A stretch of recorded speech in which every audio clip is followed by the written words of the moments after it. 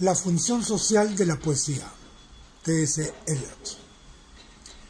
El título de este ensayo tiene tantas probabilidades de sugerir cosas diferentes a diferentes personas, que tal vez se me excuse si antes de explicar qué es lo que quiere decir, explico qué es lo que no quiere decir. Es posible que cuando hablamos de la función de algo, estemos pensando en lo que ese algo debería hacer, antes que en lo que efectivamente hace o ha hecho. La distinción es importante, porque yo no pretendo hablar de lo que, en mi opinión, tendría que hacer la poesía. Nos hablan de eso, sobre todo si son poetas. Por lo general, tienen en mente la clase particular de poesía que les gustaría escribir a ellos. Siempre es posible, desde luego, que en el futuro le quepa a la poesía una tarea distinta de la que le ha cabido en el pasado. Pero aún siendo así, vale la pena decidir primero qué función ha tenido en ese pasado, tanto en diferentes épocas e idiomas como universalmente.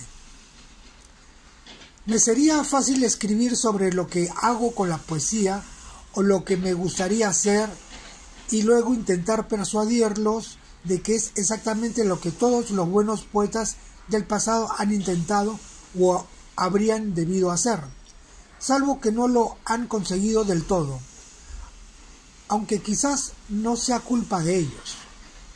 Pero me parece probable que si la poesía, y hablo de toda gran poesía, no ha tenido función social alguna en el pasado, es difícil que vaya a tenerla en el futuro. Si digo toda, gran poesía es para eludir otra manera de tratar el tema.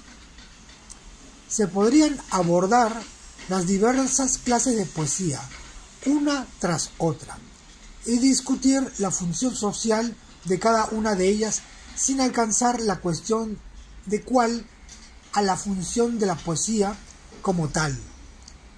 Yo quiero distinguir entre las funciones general y particular, de modo que sepamos de qué no estamos hablando.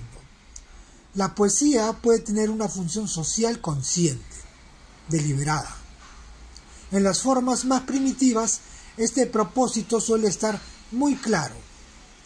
Están, por ejemplo, las runas y cánticos tempranos, algunos de los cuales tenían propósitos mágicos muy prácticos: evitar el mal de ojo, curar cierta enfermedad o propiciar cierto demonio.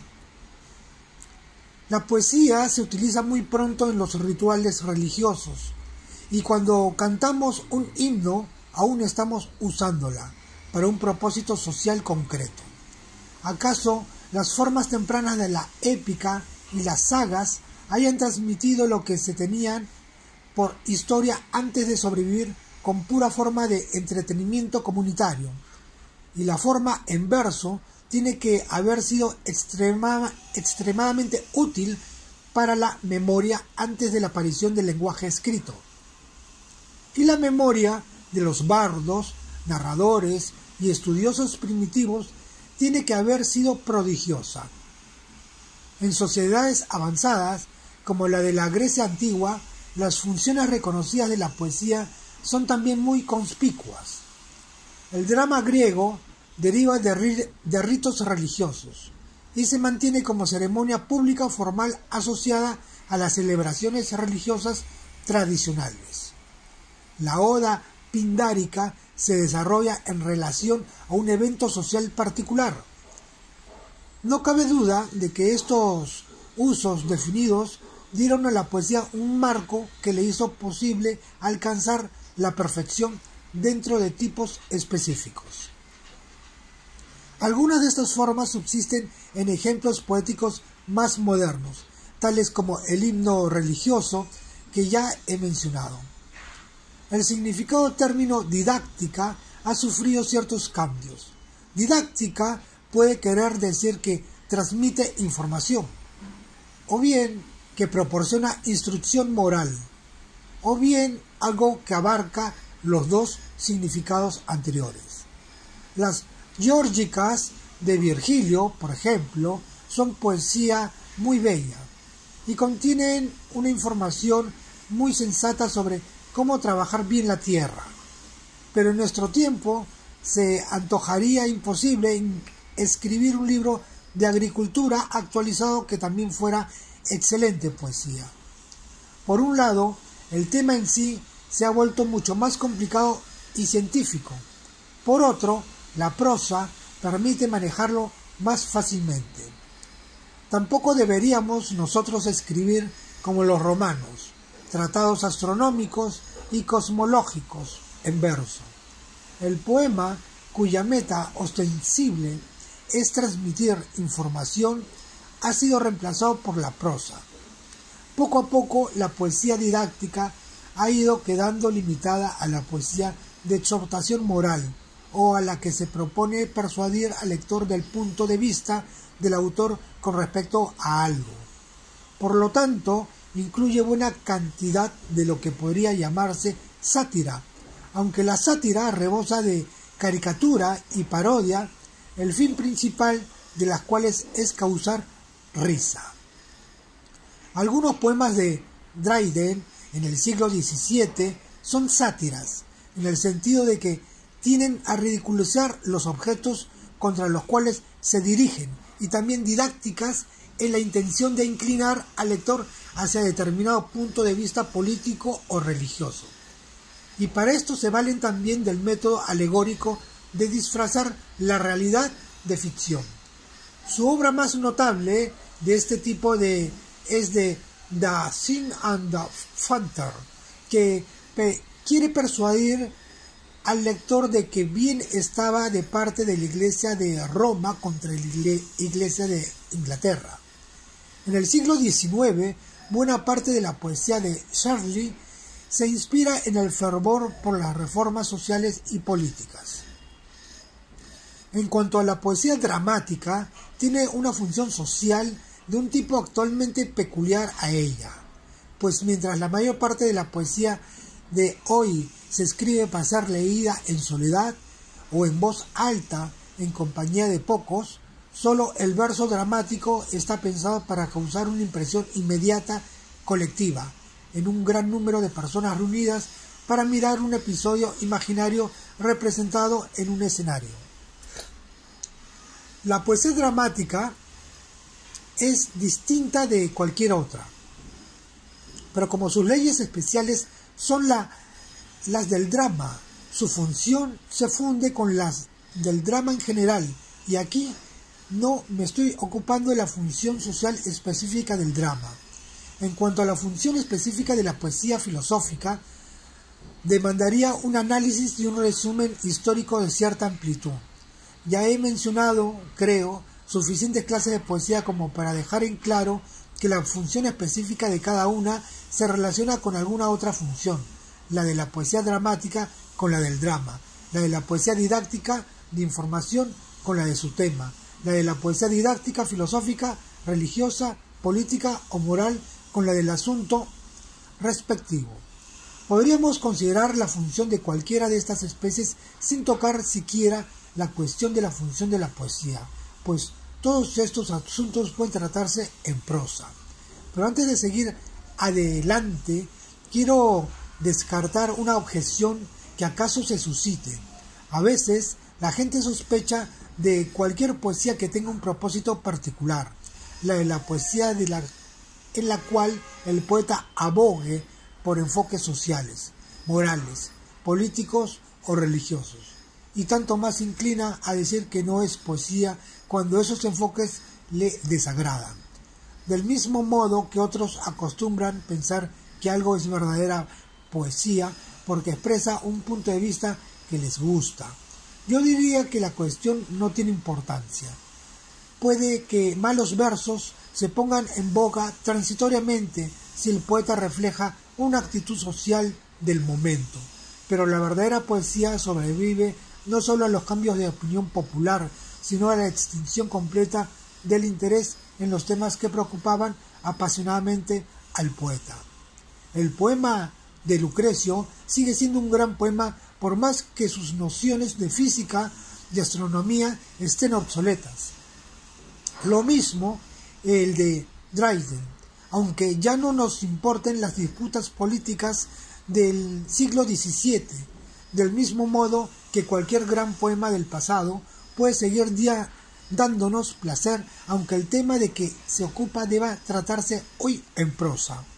Ahora bien, para descubrir cuál es la función social esencial de la poesía, hemos de observar primero sus funciones más obvias, aquella que debe desempeñar, si es que debe desempeñar alguna.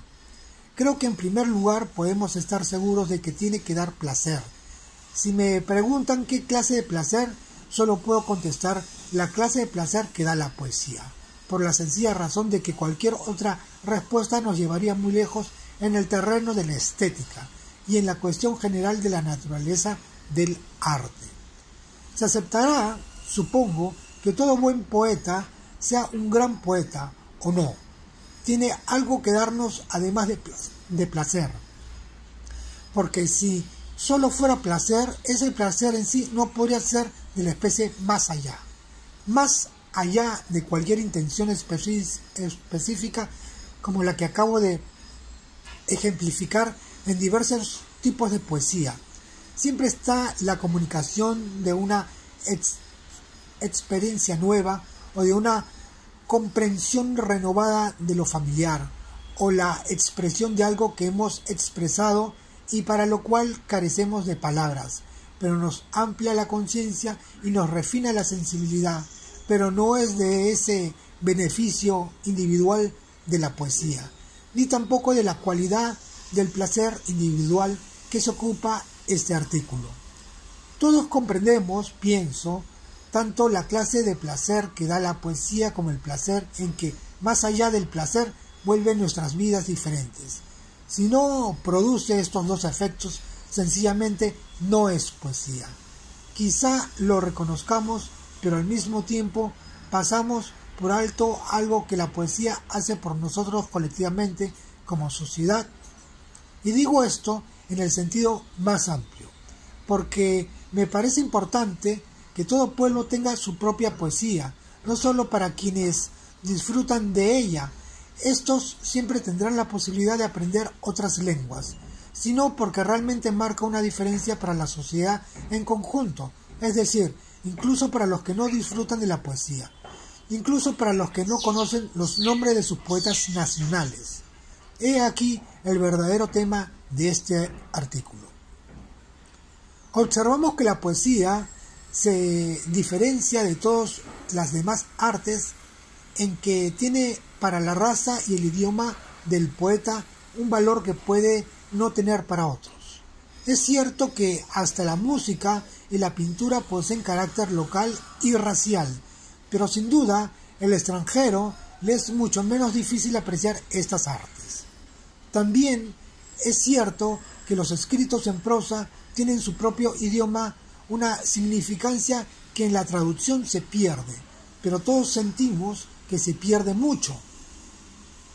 Se pierde mucho menos al leer una novela que un poema traducidos, y que en la traducción de ciertos tipos de trabajos científicos la pérdida es virtualmente nula. Que la poesía es mucho más local que la prosa es algo que se advierte en la historia de las lenguas europeas durante toda la época media, y hasta hace cientos de años el latín fue el idioma de la filosofía, la teología y la ciencia.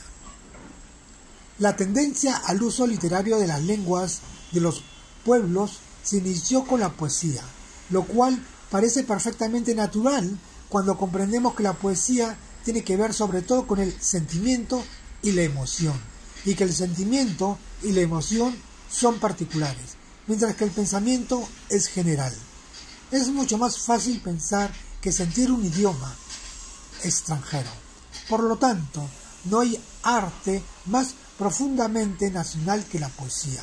Es posible despojar a un pueblo de su idioma suprimírselo e imponerle otro idioma en las escuelas, pero a menos que se le enseñe a sentir en un idioma nuevo, el viejo no habrá sido erradicado y reaparecerá en la poesía, que es el vínculo del sentimiento.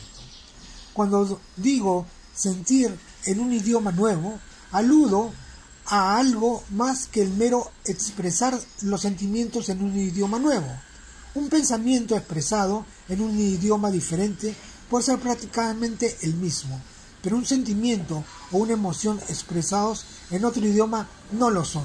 Una de las razones para aprender al menos un idioma extranjero es que adquirimos una suerte de personalidad suplementaria. Una de las razones para no adquirir un idioma nuevo en lugar del propio es que casi nadie quiere convertirse en otra persona. Difícilmente se podrá experimentar un idioma superior si no es exterminado a la gente que lo habla.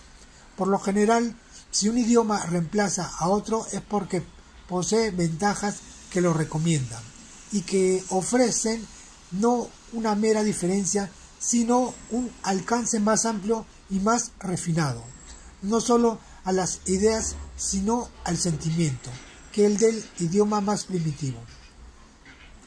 Donde mejor se expresan la emoción y el sentimiento, pues es en la lengua común del pueblo, es decir, en la lengua común a todas las clases. La estructura, el ritmo, el sonido, los modismos de una lengua expresan la personalidad del pueblo que la habla.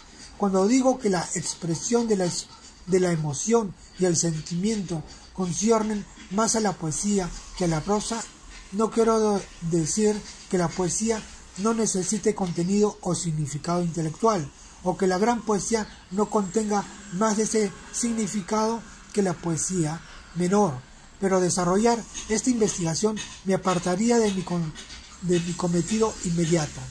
Daré por sentado que un pueblo encuentra la expresión consciente de sus sentimientos más hondos más en la poesía de su propio idioma que en otras artes o en la poesía de idiomas ajenos. Esto no significa, por supuesto, que la verdadera poesía se limite a sentimientos que todos pueden reconocer y entender. No hemos de limitar la poesía a la poesía popular. Basta con que un pueblo homogéneo, los sentimientos de los más refinados y complejos tengan con los de los más toscos y simples algo en común que no tienen con gente de su mismo nivel que hablan otro idioma. Y cuando una civilización es saludable, el gran poeta tendrá algo que decirles a sus compatriotas de todos los niveles de instrucción.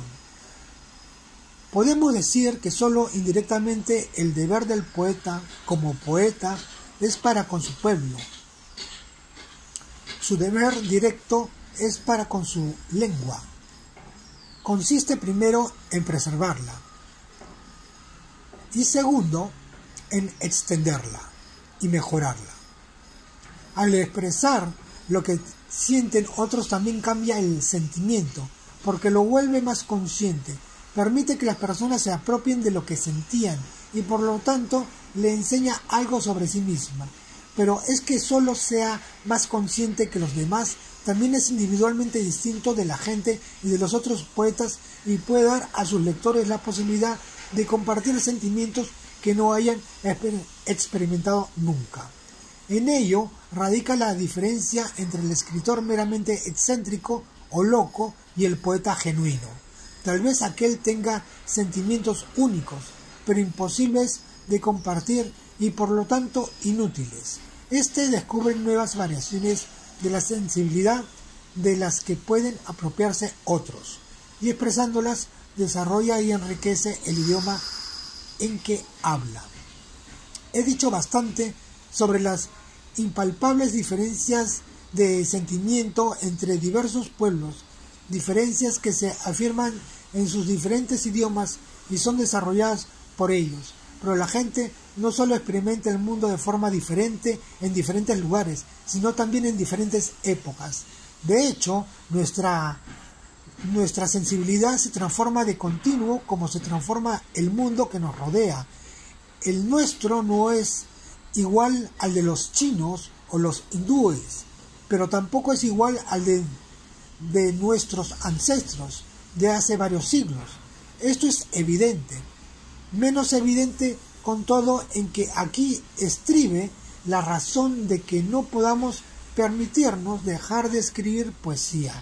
La mayor de las personas educadas se enorgullece en cierta medida de los grandes autores de su lengua, aunque tal vez no los lean nunca, del mismo modo que se enorgullecen de cualquier otra distinción de su país.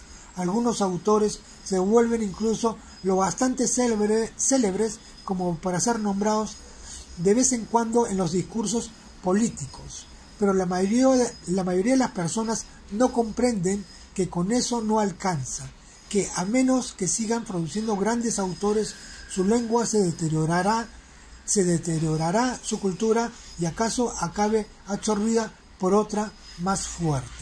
Una cuestión, por supuesto, es que si carecemos de literatura viva, nos volvemos cada vez más ajenos a la literatura del pasado, a menos que mantengamos la continuidad.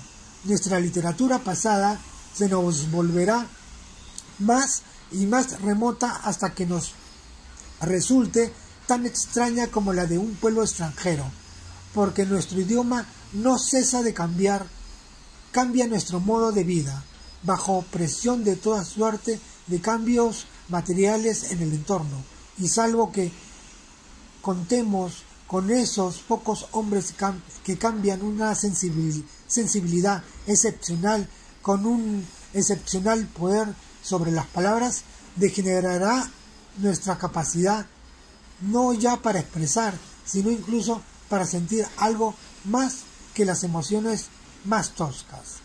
Importa poco si un poeta tiene o no un público vasto en su época. Lo que importa es que siempre tenga al menos un público reducido en cada generación. No obstante, lo que acabo de decir sugiere que la importancia de un poeta cuenta para su propia época, o bien que los poetas muertos dejan de servir de algo a menos que también hayan poetas vivos. Llevará aún más lejos mi primera afirmación, diciendo que la circunstancia de que un poeta adquiera un público vasto muy rápidamente es bastante sospechosa, pues no lleva a temer que no esté haciendo algo realmente nuevo, que solo le esté dando a la gente algo a lo que ya está habituada, y por lo tanto ya había recibido de los poetas de la generación precedente. Pero que un poeta tenga el público adecuado, pequeño, en su propio tiempo, es importante.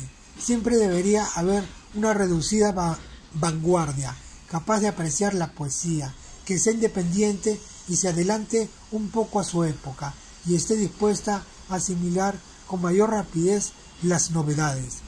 Que la cultura se desarrolle no significa que todo el mundo deba estar en primera línea, lo cual se reduce a conseguir que todos mantengan el paso, significa que se mantenga una élite tal, con el cuerpo principal y más pasivo de lectores, o no más de una generación de distancia. Los cambios y desarrollos de la sensibilidad que se manifiestan primero en algunos abrirá paulatino paso en el lenguaje. Los cambios y desarrollos de la sensibilidad que se manifiestan primero en algunos se abrirán paulatino paso en el lenguaje mediante la influencia de ellos en otros, más prontamente populares, y cuando también ellos hayan llegado a establecerse, se hará preciso un nuevo avance. Es a través de los autores vivos, por lo demás, que perduran los muertos. Un poeta como Shakespeare ha influido muy profundamente en el idioma inglés, no solo por el efecto en sus sucesores inmediatos, porque en los grandes poetas hay aspectos que no surgen a la luz enseguida, y al ejercer influencia directa en poetas de varios siglos después, continúan repercutiendo en el idioma vivo. Sin duda, si un poeta inglés quiere aprender a usar las palabras en nuestra época, deberá estudiar rigurosamente a aquellos que las usaron mejor en la suya, a aquellos que en su día renovaron el idioma. Hasta aquí no he hecho más que sugerir el punto último al cual, en mi opinión, puede decirse que alcanza la influencia de la poesía, y acaso esto se exprese mejor con el acerto de que, a la larga, el hecho de que se lea y disfrute o no la poesía tiene repercusiones en el habla, en la sensibilidad, en las vidas de todos los miembros de una sociedad, en todos los miembros de la comunidad, en el pueblo entero, y hasta las tiene, de hecho, que conozcan o no los nombres de sus grandes poetas. En la periferia más lejana, la influencia de la poesía es, por supuesto, muy difusa, muy indirecta y muy difícil de demostrar. Es como seguir el curso de un pájaro o un avión en un cielo transparente. Si uno lo ha visto cuando estaba muy cerca y no le quita el ojo a medida que se aleja cada vez más, lo seguirá viendo aún a gran distancia. Una distancia a la cual otra persona no podrá divisarlo por más que uno procure señalárselo. Así, si siguen ustedes la influencia de la poesía de los lectores más afectados por ella, a esa gente que no lee nunca, la encontrarán presente por doquier. Al menos la encontrarán si la cultura nacional está viva y sana, porque en una sociedad sana existen una influencia recíproca y una interacción continua entre cada parte y las demás. Y es esto lo que quiero decir cuando hablo de la función social de la poesía en su sentido más amplio, que en proporción a su excelencia y vigor afecta al lenguaje y la sensibilidad de la nación entera. No imaginen ustedes que digo que el idioma que hablamos está exclusivamente determinado por nuestros poetas. La conformación de la cultura es mucho más compleja.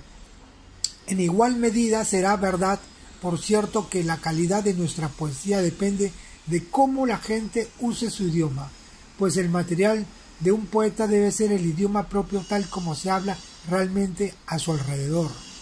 Si el idioma está mejorando, el poeta se beneficiará. Si se está deteriorando, tendrá que extraerle lo mejor que pueda. Hasta cierto punto, la poesía puede preservar e incluso resistir la belleza de una lengua.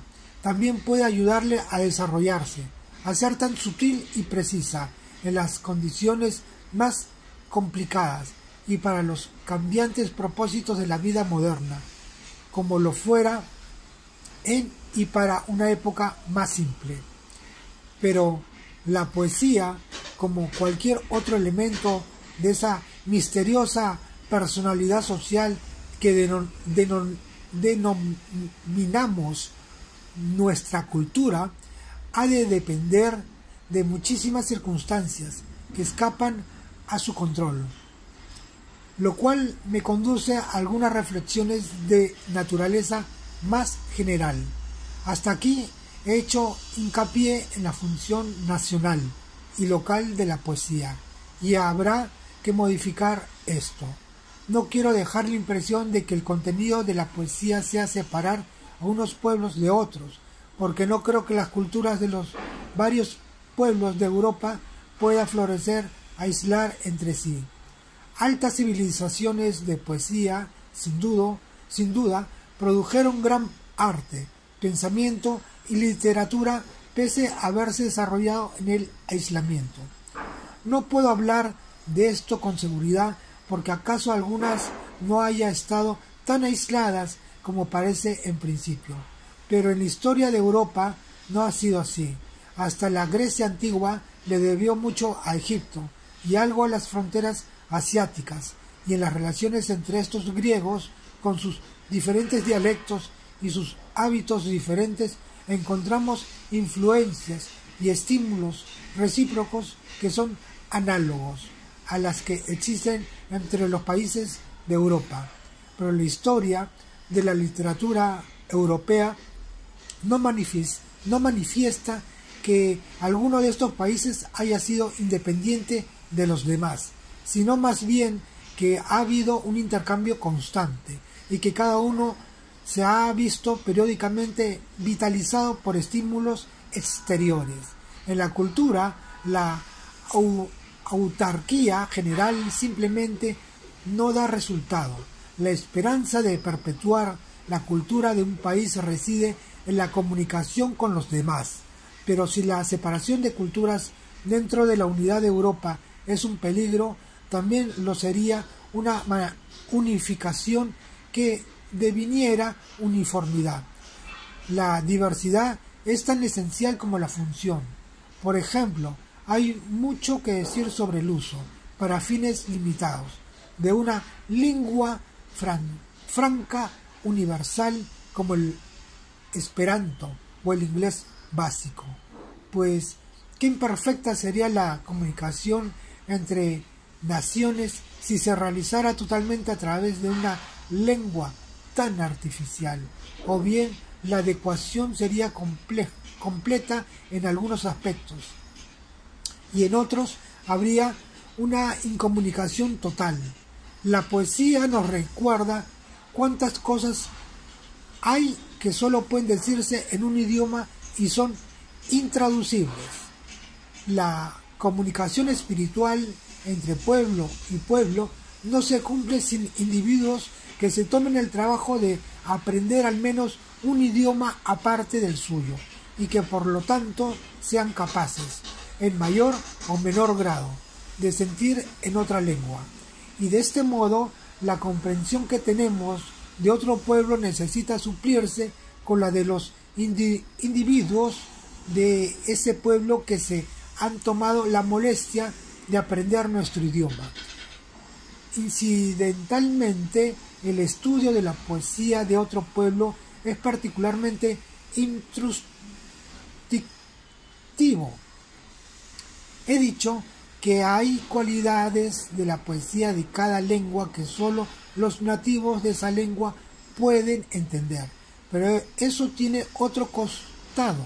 A veces, intentando leer en un idioma que no conozco muy bien, he descubierto que no comprendía bien un fragmento en prosa hasta que aplicaba los patrones del maestro de escuela, es decir, tenía que estar seguro del significado de cada palabra, aprender la gramática y la sintaxis, y entonces podía pensar el pasaje en inglés. Pero también he descubierto a veces que una pieza poética que era incapaz de traducir, que contenía muchas palabras para mí desconocidas y oraciones que no podía construir, transmitía algo vívido e inmediato que era único, diferente de cualquier cosa que exista en inglés, algo que yo sentía que estaba comprendiendo aunque no pudiera ponerlo en palabras. Y al aprender mejor ese idioma me daba cuenta de que la impresión no era ilusoria, algo no imaginado, sino que realmente estaba allí. De modo que la poesía uno puede entrar de vez en cuando en otro país, por así decir, antes de tener el pasaporte y el billete. De modo que la pregunta sobre la función social de la poesía nos lleva, quizás inesperadamente, a la cuestión toda de la relación entre países de distinto lenguaje, pero cultura vinculada dentro del ámbito de Europa. Sin duda, no pretendo pensar de este punto a cuestiones puramente políticas, pero desearía que quienes se ocupan de cuestiones políticas frecuentasen más lo que yo acabo de considerar, pues estas son la cara espiritual de unos problemas cuya cara material concierne a los políticos. En mi lado de la frontera, uno se ocupa de cosas vivas que tienen leyes propias de crecimiento, que no siempre son razonables, pero que la razón debe aceptar de todos modos. Cosas que no pueden planificarse y claramente y que no aceptan la disciplina más que los vientos y las lluvias y las estaciones. Sí, finalmente acierto creyendo que la poesía desempeña una función social. Para todo el pueblo del idioma de un poeta, sea o no consciente de la existencia de éste, puede deducirse que a cada pueblo de Europa le importa que los otros sigan teniendo poesía. Yo no puedo leer poesía noruega, pero si me dijesen que ya no se escribe poesía en lengua noruega, sentiría una alarma que sería algo más que comprensión generosa. La consideraría un brote de enfermedad capaz de extender por todo el continente, el comienzo de una decadencia cuyo significado sería que gentes de todas las partes ya no podrían expresar y por lo tanto sentir las emociones de los seres civilizados. Es algo, por supuesto, que podría suceder. Por todas partes se ha hablado mucho de la decadencia de la sensibilidad religiosa. El problema de la época moderna no es la mera incapacidad de creer ciertas cosas sobre Dios y el hombre que creían nuestros padres, sino la incapacidad de sentir como ellos respecto a Dios y al hombre. Una creencia en la que ya no se cree es hasta cierto punto algo todavía comprensible, pero cuando desaparece el sentimiento religioso, las palabras en las que los hombres se han esforzado por expresarlo pierden sentido. Es cierto lo mismo que el poético. El sentimiento religioso varía naturalmente de un país a otro y de una época a otra. El sentimiento varía aun cuando la creencia, la doctrina sigue siendo la misma, pero esta es una condición de la vida humana y lo que a mí me causa aprehensión es la muerte. Es bien posible que el sentimiento de la poesía y los sentimientos que son la materia de la poesía desaparezcan de todas partes, lo que acaso ayude a facilitar la unificación que algunos consideran deseable en bien del mundo. El artículo que acabo de leer es La función de la poesía de T.S. Eliot.